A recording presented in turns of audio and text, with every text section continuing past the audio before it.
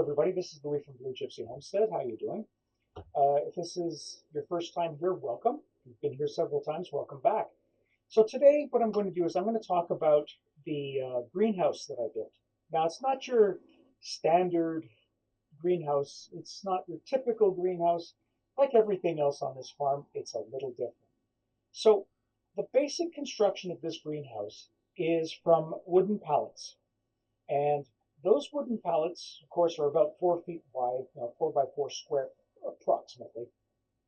And so what I've done is I've built the place to be 3 pallets wide, 3 pallets long. So it's 12 by 12 by 12 by 12.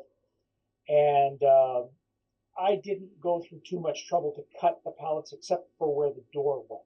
So I did actually do that. In terms of the materials used, I had a lot of the materials already, with the exception of the windows. I bought the windows on Marketplace. I went to pick them up. I got more windows than I expected, but it was a package deal, and I was more than happy to take them.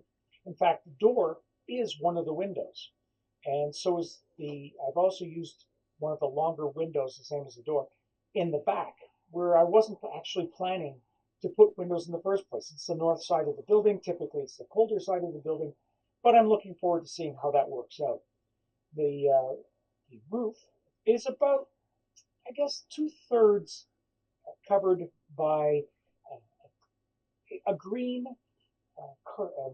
corrugated plastic. And so it lets light in from there as well. There's a lot of sunlight coming into this building, which means that in the summer, I'm going to have to open the windows. All the windows on this building, with the exception of the back one, will open. They're on hinges, and so I'll be able to open the windows enough to let the air circulate and all of that. And that'll become important for the plants, of course, but also because what I've done is I've moved the chicken brooder from being inside the house into the greenhouse. And that was for a couple of reasons. First of all, if any of you raise chickens, you know that after about the 5th day, they start to stink. And it doesn't matter how much bedding you put down. You put down bedding and it's dirty within half an hour. So that's something I wanted to get out of my house and into the greenhouse. So that's there. There's electricity in the building now. So there's light. There's the possibility of heat. I have got a couple of heaters in there that I can turn on at any point in time.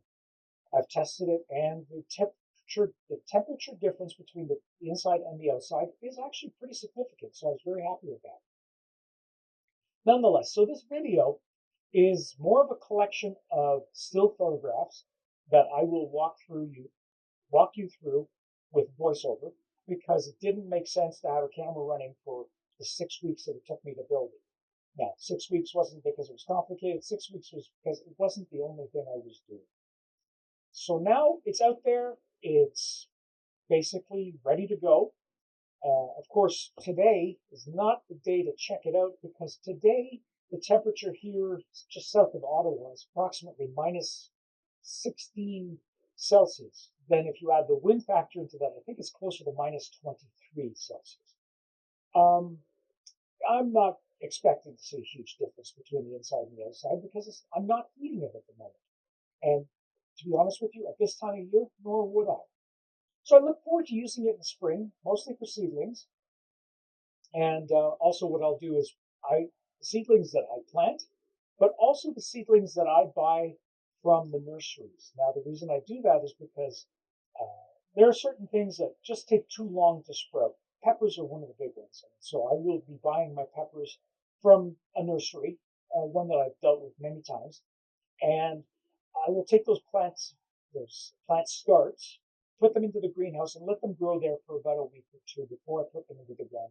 It also gives them the opportunity to harden off, which means that they'll get used to the temperature being outside, they'll get used to the sunlight being outside, and it will serve to give me a better plant in the end. So in any case, what I'm going to do is walk you through that. Again, it's a voiceover, but I'm sure you don't mind.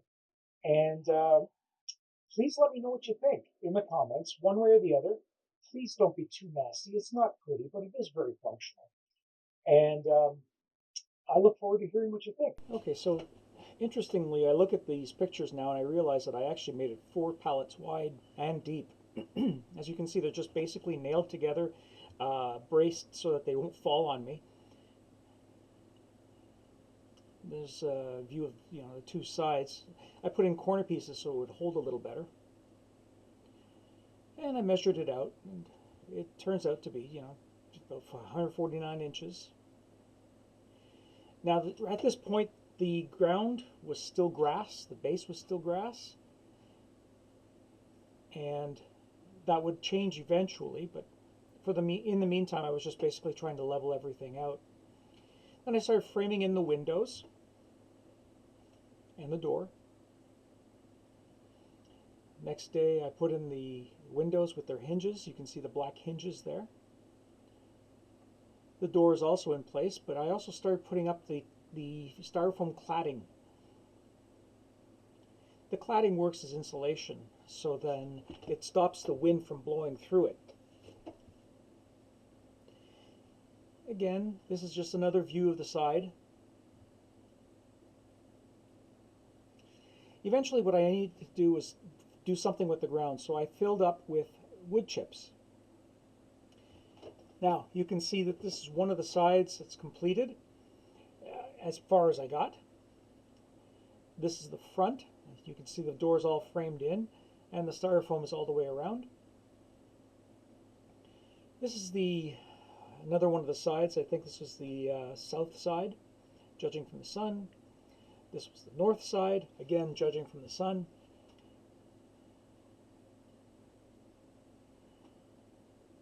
There's another view of the sides. So this is the chicken coop I was telling you about, the chicken brooder. That's now in the greenhouse. This is the unexposed panels. They had a protective coating on them. When you took the protective coating off, you could see that they were green. I put some wire fencing along the top and rested the panels on top for support. Then I insulated the inside of the building with some bubble foam, and I put in a sink that I can hook up with water eventually. Then I put in the shelving so that I could have somewhere to put the plants. The plants are now will be on the south side of the building. Now this is a view at night. You can see the lights are on, and it's a view of the back. I managed to break one of the panes of glass. Again, back corner where the sink is. And the rack with the grow lights installed.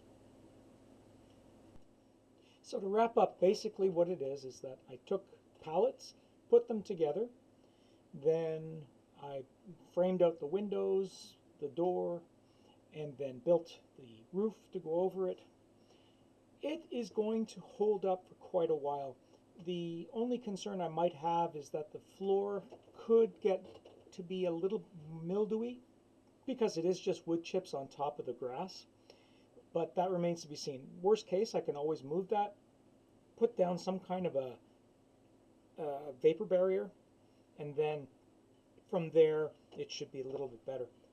But it'll take a season to work out the kinks. I'll see what works, what doesn't work, and then I'll make the corrections as required.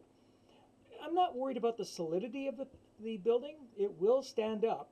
We've had some fairly high winds here recently, and there hasn't been any problem with the windows or the walls themselves, so I feel comfortable with it.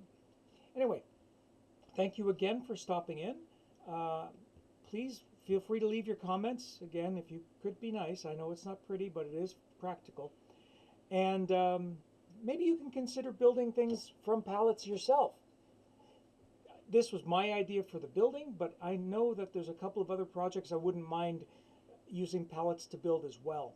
It's a way of saving some money. You can take the pallets apart. There's many ways of working with them. Anyways, again, thank you for stopping in. I really appreciate it. If you wouldn't mind, you can share this with other people, like the video if you found it useful. Subscribe, that would be very helpful. And come back for more. Again, thank you very much and take care of yourselves. Bye-bye.